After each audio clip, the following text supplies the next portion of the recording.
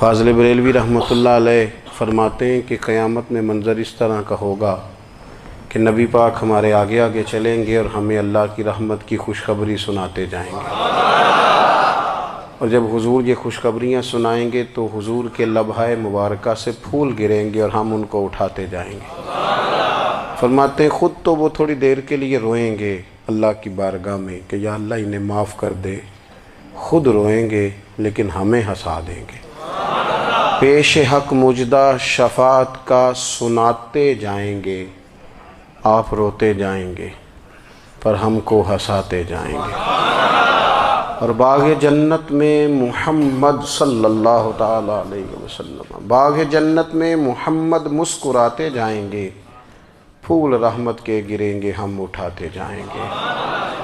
حشر تک ڈالیں گے ہم پیدائش مولا کی دھوم، اور مثل فارس نجد کے قلعے گراتے جائیں گے۔ اور کیا ذوق بیان کیا، فرمانے لگے خاک ہو جائیں عدو جل کر مگر ہم تو رضا، دم میں جب تک دم ہے ذکر ان کا سناتے جائیں گے۔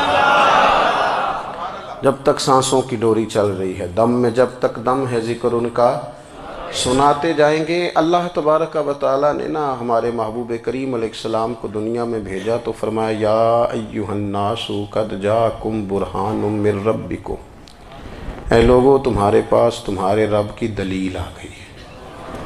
اللہ تبارک و تعالیٰ نے محبوب پاک علیہ السلام کو سراپا دلیل بنا کے بھیجا۔ باقی انبیاء کرام علیہم السلام کے پاس بھی اپنی نبوت کے دلائل کے طور پر بے شمار معجزات تھے، اور حضور کریم علیہ السلام کے تو پورے وجود کو ہی اللہ نے معجزہ بنایا ہے۔ اور نبی پاک صلی اللہ تعالیٰ علیہ وآلہ وسلم کی نبوت کی دلیلیں، حضور کے رسالت کے مستحکم دلائل جگہ جگہ آپ کو ملیں گے۔ سب سے پہلی چیز تو یہ سمجھنے والی ہے کہ نبی پاک علیہ السلام نے جس چیز کو سب سے پہلے اپنی نبوت کی دلیل کے طور پر بیان فرمایا وہ حضور کا کردار ہے، سیرت ہے، عمل ہے، حضور کا لوگوں کے ساتھ رویہ ہے۔ نبی پاک علیہ السلام کی تبلیغ کے 3 دور ہیں۔ ایک تو حضور نے اپنے قول سے تبلیغ فرمائی، وہ 40 سال کی عمر سے محبوب نے اعلان فرمایا اور تبلیغ کی، اور ایک نبی پاک صلی اللہ تعالیٰ علیہ وسلم بالواسطہ حضور کی تبلیغ ہے جو آج تک جاری ہے۔ امت کے علماء، مشائخ، مبلغین حضور کے دین کو آگے پھیلا رہے ہیں، تو دراصل یہ بھی تبلیغ رسول پاک علیہ السلام ہی کی تبلیغ۔ اور ایک حضور کی تبلیغ کا دور ہے، حضور کی پیدائش سے لے کر ولادت مبارکہ سے لے کر حضور علیہ السلام کے اعلان نبوت تک۔ اس دوران نبی پاک نے جو تبلیغ فرمائی ہے وہ اپنے کردار سے فرمائی۔ عرب کا وہ معاشرہ جو بڑا میلا کچیلا گدلا ہو چکا تھا، جس کے اندر سراسر مادہ پرستی کا زور تھا، جس کے اندر لوگ انسانوں کی خرید و فروخت کرتے تھے، جس کے اندر بیٹیوں کو زندہ دفن کر دیتے تھے، جس کے اندر جو آدمی جتنا زیادہ مضبوط ہوتا تھا اتنا زیادہ لٹیرا بن جاتا تھا، اس معاشرے کے اندر رسول کریم علیہ السلام نے 40 سال گزارے، اور اس طرح گزارے کہ جو بیگانے بھی تھے وہ بھی کہا کرتے تھے یہ صادق ہیں، یہ امین ہیں۔ اور جب حضور نے اعلان نبوت کیا تو فرمایا، یہ قرآن مجید کے لفظ ہے، فرمایا فَقَدْ لَبِثْتُ فِيكُمْ عُمَرًا مِّن قَبْلِهِ أَفَلَا تَعْقِلُونَ، میں تمہارے بیچ عمر کا ایک حصہ گزار چکا ہوں، تمہیں عقل نہیں ہے، شعور نہیں ہے۔ نبی کریم علیہ السلام نے اپنے کردار کو، اپنے عمل کو اپنی نبوت کی دلیل کے طور پر بیان فرمایا۔ وہ تو حضرت حلیمہ بھی فرماتی ہیں نا، جب میں نبی کریم علیہ السلام کو اپنے گھر لے گئی تو میرا اپنا بچہ بھی دودھ پیتا تھا، 2 میرے بیٹے ہو گئے، ایک میری یہ نسبی اولاد اور حضور میری رضائی اولاد۔ تو کہتی ہیں جب میں کریم محبوب علیہ السلام کو اپنے سینے سے لگاتی تھی تو حضور میرے ایک پستان سے دودھ پیتے تھے اور دوسرا اپنے بھائی کے لیے چھوڑ دیا کرتے تھے۔ یہاں سے رسول کریم علیہ السلام نے کردار کے ذریعے تبلیغ، اور پھر اعلان نبوت سے پہلے ایک تنظیم عرب کے جوانوں پر، عرب کے سرداروں پر مشتمل بنائی گئی، جس میں نبی کریم علیہ السلام نے بڑا حصہ لیا سرکار نے، اور بڑے اہم لوگوں کو شعور حضور نے عطا فرمائے، وہ اس جماعت کا فیصلہ تھا کہ ہم سارے جوان، سارے بڑے لوگ ملیں گے۔ یہ حضور کے اعلان نبوت سے پہلے کی بات ہے۔ ہم بڑے لوگ ملیں گے، کسی بڑے کو کسی چھوٹے پر ظلم نہیں کرنے دیں گے، کسی آدمی کو کسی غریب کا حق نہیں کھانے دیں گے۔ حضور علیہ السلام نے نا اپنے کردار سے، اپنے عمل سے، اور آپ کا جو عمل ہوتا ہے نا وہ اصل ہوتا ہے۔ ایک ہوتا ہے آپ کوئی بات کرتے ہیں اور ایک ہوتا ہے کہ آپ کوئی عمل کرتے ہیں۔ آپ جب عمل کرتے ہیں تو عمل کے ذریعے بھی لوگوں تک بات پہنچتی ہے کہ دراصل آپ کا اٹھنا بیٹھنا چلنا پھرنا کیا ہے۔ میرے رسول کریم علیہ الصلاۃ والسلام کا اٹھنا بھی ایک نبی کا، بیٹھنا بھی ایک نبی کا، بات کرنا بھی ایک نبی کا، معاملات زندگی کرنا بھی ایک نبی کا، لین دین کرنا بھی ایک نبی کا۔ ایک شخص کہتے ہیں میں نے اعلان نبوت سے پہلے حضور علیہ السلام سے کوئی چیز خریدی تھی اور میں نے عرض کیا تھا آپ یہاں تشریف رکھیں، میں پیسے لے کے آتا ہوں۔ میں 3 دن کے بعد آیا۔ دیکھو یہ بات کرنی کتنی آسان ہے، بولنی کتنی آسان ہے، پر 3 دن یہاں میرے بھائی کو کسی شخص کو 2 گھنٹے انتظار کرنا پڑ جائے تو لوگ کہتے ہیں الانتظار اشد من القتل، یہ تو قتل سے زیادہ تکلیف والا معاملہ ہے منتظر رہنا کسی کا۔ کہتے 3 دن کے بعد میں آیا تو میرے رسول کریم وہیں تشریف فرمایا، بس اتنا فرمایا یار تم نے مجھے بڑی تکلیف میں ڈال دیا، 3 دن ہو گئے یہاں رکے ہوئے۔ تو حضور نے اپنے کردار کو، اپنے عمل کو، اپنے معاملات کو سب سے پہلے اپنی نبوت کی دلیل کے طور پر پیش کیا۔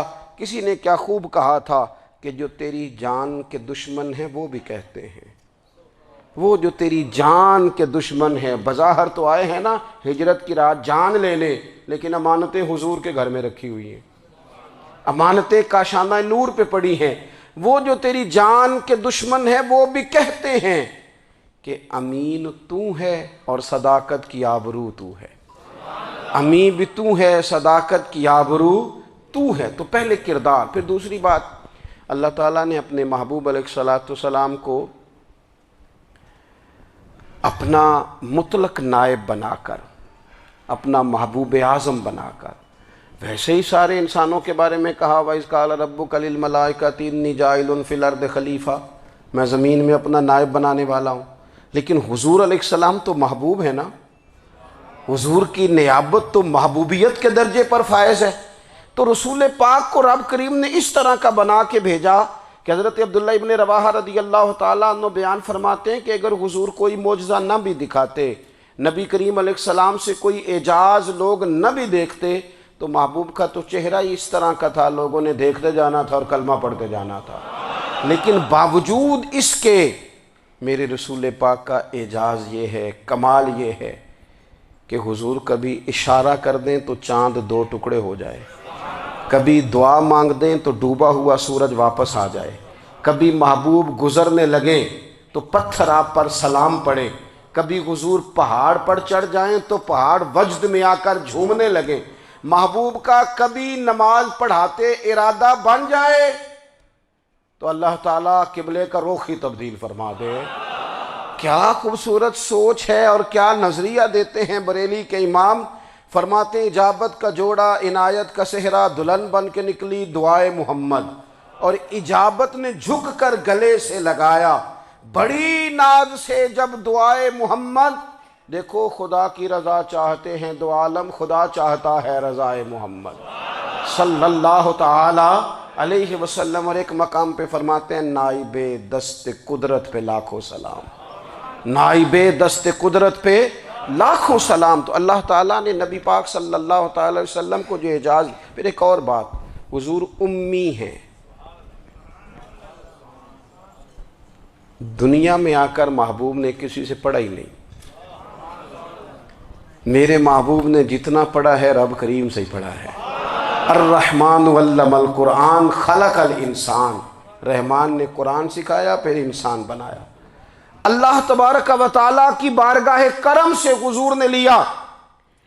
رسول کریم امی ہیں، یہ بھی حضور کی نبوت پر ایک بڑی دلیل۔ دیکھو ایک ہوتا ہے کوئی آدمی بچپن سے ہی کسی چیز سے شغف رکھے اور جب اس کی عمر بڑی ہو جائے تو کہتے ہیں اس کا تجربہ بڑا ہو گیا ہے، یہ پہلے کچھ شعر کہتا تھا، کوئی ادبی جملہ کہتا تھا، تو اب اس کی یہ کام کرتے کرتے عمر بڑی ہو گئی ہے تو رسوخ حاصل ہو گیا۔ 40 سال کی عمر مبارک تک نبی کریم نے ایک شعر بھی نہیں کہا۔ حضور علیہ السلام نے کبھی کوئی ایسی بات، ویسے تو حضور کی ہر بات حکمت والی، لیکن جس کو عرب کے لوگ اپنے لہجے میں شاعری یا اپنے لہجے میں ادب کہتے تھے، وہ حضور نے بیان نہیں فرمایا۔ لیکن جب 40 سال کی عمر میں اعلان نبوت کیا تو پھر بڑے بڑے فصیح و بلیغ، بڑے بڑے سیانے طفیل بن عمر کہتے ہیں کہ اس شخص کو بھی میں نے دیکھا جسے بڑا ناز تھا اپنی فصاحت اور بلاغت پر، اور جب وہ حضور کے پاس آیا اور اس نے آ کے کچھ باتیں کی تو محبوب خاموشی سے سنتے رہے، اور جب وہ چپ کر گیا تو میرے کریم نے صرف سورہ فاتحہ پڑھی۔ کبھی اٹھتا تھا، کبھی بیٹھتا تھا، کبھی غور کرتا تھا، کبھی دائیں جاتا تھا، کبھی بائیں جاتا تھا، پھر کہنے لگا بتاؤ نا کلام کس کا ہے؟ فرمایا اس رب کا، اس رب کا، اس رب کا جس کا میں رسول بن کے آیا ہوں۔ نبی کریم صلی اللہ تعالیٰ علیہ وسلم امی ہیں، لیکن حضور نے کائنات کے رازوں سے پردے ہٹا دیے، نبی کریم نے جینے کے سلیقے بتا دیے، حضور نے ہر شخص کو اس کے مقصد حیات سے آگاہ کر دیا۔ نبی کریم علیہ السلام نے وہ فلسفہ حیات بیان کیا کہ لوگوں کو صرف جینے میں ہی مزہ نہیں آیا، مرنے میں بھی مزہ آنے لگا۔ لوگ آگے بڑھ بڑھ کے جانیں پیش کرنے لگے، اپنی اولادیں قربان کر، جو فلسفیوں سے کھل نہ سکا اور نکتہ وروں سے حل نہ ہوا، وہ راز ایک طیبہ والے نے بتلا دیا چند اشاروں میں۔ محبوب کریم امی ہیں، لیکن حضور نے اس طرح دنیا کو سکھایا، اس طرح دنیا کو پڑھایا، اس طرح حضور نے علم کے چراغ اور دیپ روشن کیے کہ قیامت تک جسے روشنی ملے گی نا، اسے صرف دروازہ مصطفیٰ سے ملے گی، اسے رسول کریم علیہ السلام کے در دولت سے ملے۔ کچھ لوگوں نے کہا کہ اپنے پاس سے آیات بنا کے لاتے ہیں، اپنے گھر میں بیٹھ کے دعوے کر لینا تو کوئی مشکل کام نہیں نہ ہوتا، سارے لوگ ہی کر لیتے ہیں۔ بلکہ وہ ہمارے ایک بزرگ کہا کرتے تھے، خیالی پلاؤ پکائیے تے گھیو کدے بھی کٹ نہ پائیے، کیونکہ کون سا پیسوں کا ڈالنا ہے، زیادہ ڈالیں آپ اور زیادہ ڈالیں۔ بہت سارے لوگ ہیں آج بھی، کچھ لبرل ہیں بیچارے، کچھ دین بیزار طبقہ ہے، وہ کہتے ہیں جناب ہمیں تو جدید باتیں بتائیں، ہمیں تو نئے اسلوب کے مطابق لے کے چلیں، ہمیں تو او بھائی سن، میرے نبی پاک علیہ السلام نے فرمایا میرا قرآن کبھی پرانا نہیں ہوگا، اسے پڑھ کے دیکھ، اس کی جدت کا حسن دیکھ، یہ تو کھلا ہوا باغ ہے، تو ایک دفعہ اس کے قریب آئے گا تو خوشبو ملے گی، دوسری دفعہ آئے گا تو اس سے زیادہ تازی ملے گی، ایک دفعہ پھل کھائے گا تو مزیدار ہوگا اور دوسرا کھائے گا ہو سکتا ہے شکل ملتی جلتی ہو لیکن ذائقہ بڑا نرالا ہوگا۔ تو تو صحیح نا، جب کچھ لوگوں نے کہا یہ خود سے بنا کے آیات لاتے ہیں تو فرمایا وَإِن كُنتُمْ فِي رَيْبٍ مِّمَّا نَزَّلْنَا عَلَىٰ عَبْدِنَا فَأْتُوا بِسُورَةٍ مِّن مِّثْلِهِ، اگر تمہیں کوئی شک ہے اس میں جو ہم نے اپنے بندہ خاص میں نازل کیا ہے تو تم بھی اس جیسی ایک آیت بنا کے لاؤ۔ اور چلو چیلنج کھلا ہی دے دیا، فرما وَادْعُوا شُهَدَاءَكُم مِّن دُونِ اللَّهِ،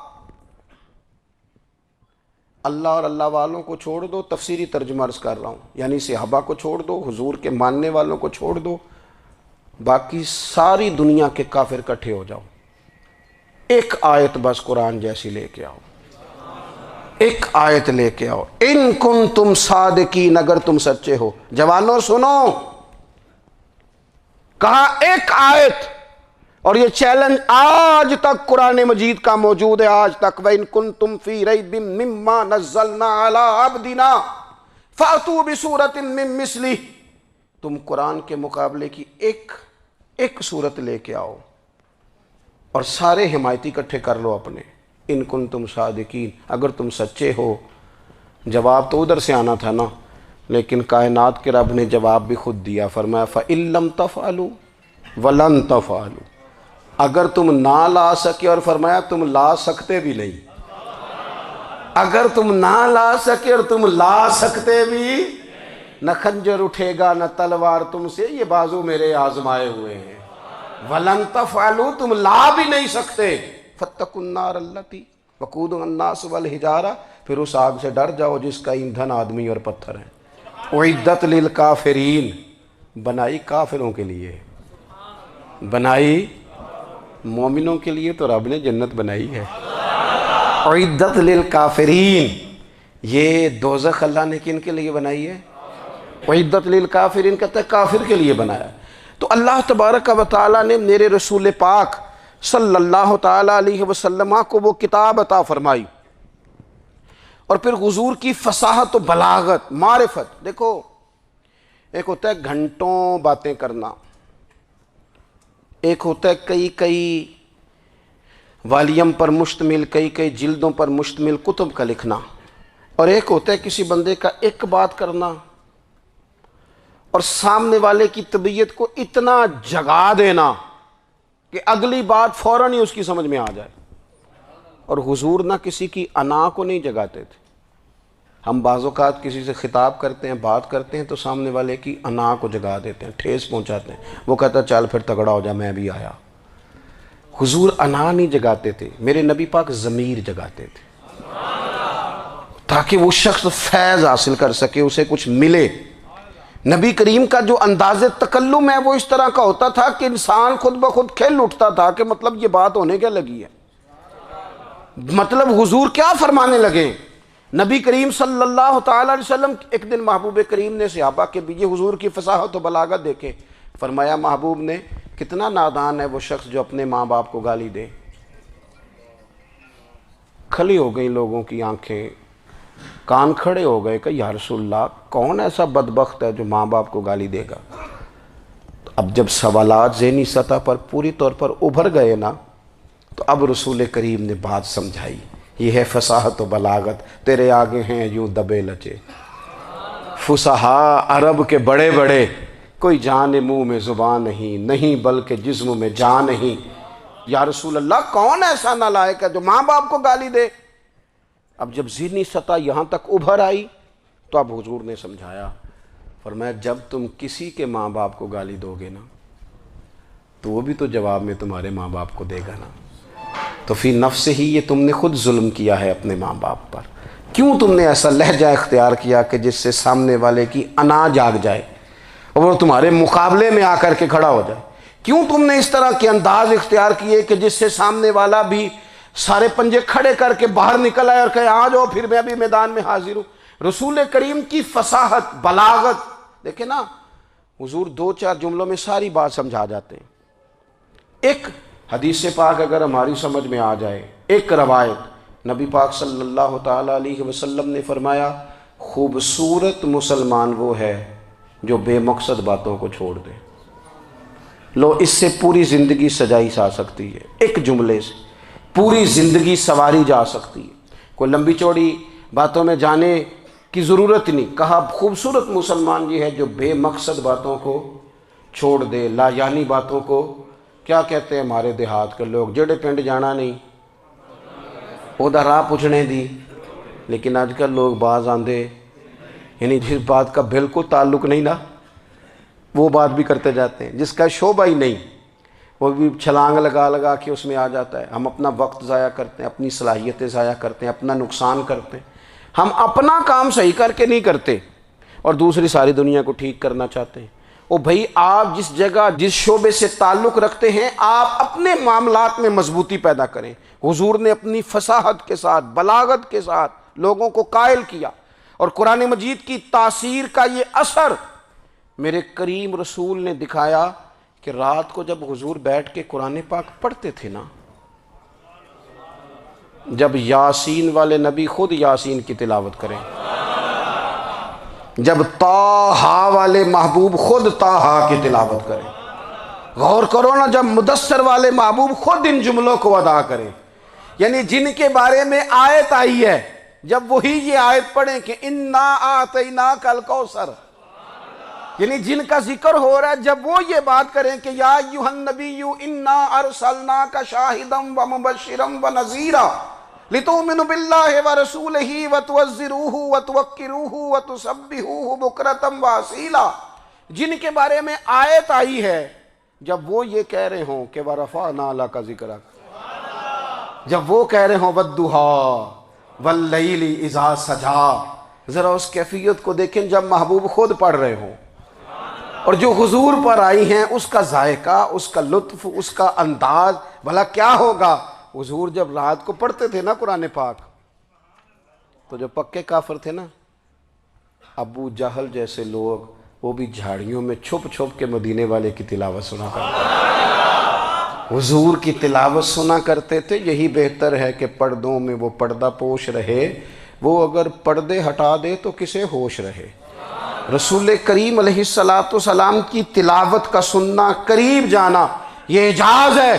حضرت فاروق اعظم کہتے ہیں میں طبیعت کا بڑا ڈاڈا تھا، مزاج کا بڑا سخت تھا، زندگی ہمیشہ ڈٹ کر گزاری، باتوں پر کھڑا رہنا آتا تھا، پر جب میری بہن نے مجھے چند آیتیں سنائی نا تو میں تڑپ ہی گیا۔ کروں آیا سا مار مقامنے نو، ہن مینو مار دے لے چلو، اوے متے عمر دی عمر برباد ہو جائے جتھے عمر سوار دے لے چلو۔ یہ اعجاز ہے رسول کریم صلی اللہ تعالی علیہ وسلم پر نازل ہونے والی کتاب کا۔ پھر حضور نے خبریں دی، نبی پاک نے خبریں دی۔ حضور نے فرمایا روم فتح ہوگا، وہ ہوا۔ نبی کریم علیہ السلام نے فرمایا شام فتح ہوگا، تو شام فتح ہوا۔ فرمایا ایران فتح ہوگا، تو ایران فتح ہوا۔ سراقہ بن مالک کہتے ایک گاؤں پر بھی مسلمانوں کی حکومت نہیں تھی، ایک گاؤں پر۔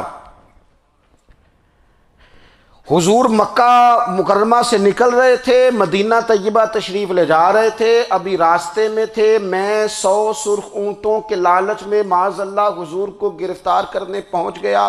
محبوب نے حکم دیا، حضور کا معجزہ میں نے آنکھوں سے دیکھا، میرا گھوڑا زمین میں دھستا چلا گیا، میں نے معافی مانگی، حضور نے معاف کر دیا۔ میں نے سمجھا اچانک ہو گیا ہے۔ یہ منوانا بھی بڑا مشکل کام ہے۔ شجر و حجر پہچان گئے، انسان کی نظروں میں شاکی رہا۔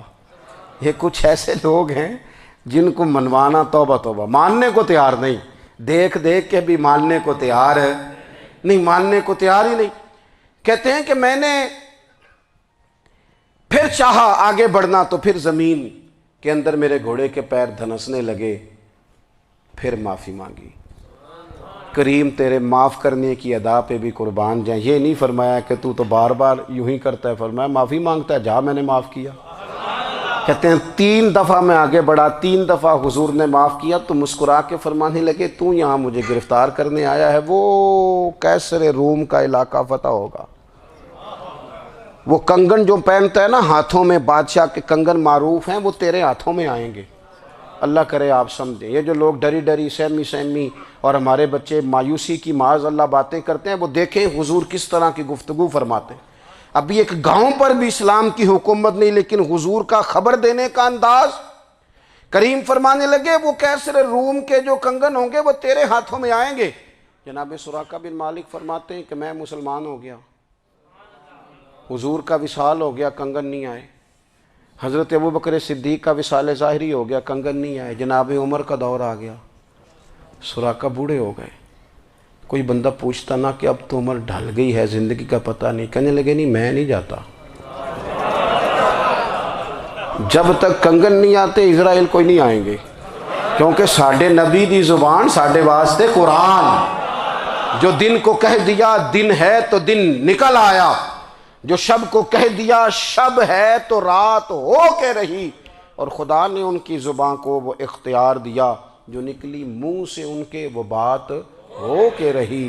اور فاضل بریلوی کا تو انداز ہی پھر انوکھا ہے نا، وہ تو کہتے ہیں وہ زبان جس کو سب کن کی کنجی کہے، جس کو سب کن کی کنجی کہیں، اس کی نافذ حکومت پہ لاکھوں سلام۔ کہنے لگے نہیں آتے حضرت اسرائیل، فکر نہ کرو، بوڑھے ہو گئے تھے، نکلنا گھر سے بند کر دیا تھا، حضرت عمر کا دور تھا، کنگن آ گئے۔ حضرت فاروق اعظم نے ان کے پوتوں سے، نواسوں سے، بچوں سے کہا جاؤ بلا کے لاؤ، کہا دادا جان بوڑھے ہیں، فرمایا تم کان میں کہہ دینا کنگن آ گئے، پھر تم دیکھنا تو صحیح۔ پھر حضرت سراقہ آئے، حضور نے جو خبریں دیں، نبی پاک علیہ السلام نے جو گزشتہ قوموں کے احوال بیان کیے، اور پھر میرے نبی پاک علیہ السلام نا دنیا میں عزتیں دینے آئے، عزتیں۔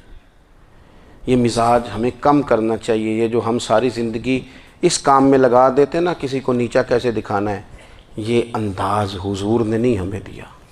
آپ دیکھو حضور تشریف لائے تو ہمیں پتہ چلا کہ حضرت یوسف جیسا سونا کوئی نہیں. حضور تشریف لائے تو ہمیں پتہ چلا کہ حضرت داؤد جیسی خوبصورت آواز کسی کی نہیں. حضور تشریف لائے تو ہمیں پتہ چلا کہ جناب عیسیٰ علیہ السلام کا فقر اختیاری کس طرح کا تھا. محبوب تشریف لائے تو ہمیں پتہ چلا کہ حضرت موسیٰ کا جلال کس طرح کا تھا. یہ تو حضور آئے تو نبی پاک علیہ السلام نے اس کی بھی عظمت بیان کی، اس کی بھی شان بیان کی. حضور نے بتایا کہ ابو بکر صدیق کی شان کیا ہے، فاروق اعظم کا مرتبہ کیا ہے، عثمان غنی کی حیا کیا ہے، مولا علی کی شجاعت کیا ہے، اہل بیت نبوت کی عظمت کیا ہے. حضور آئے عزتیں دینے.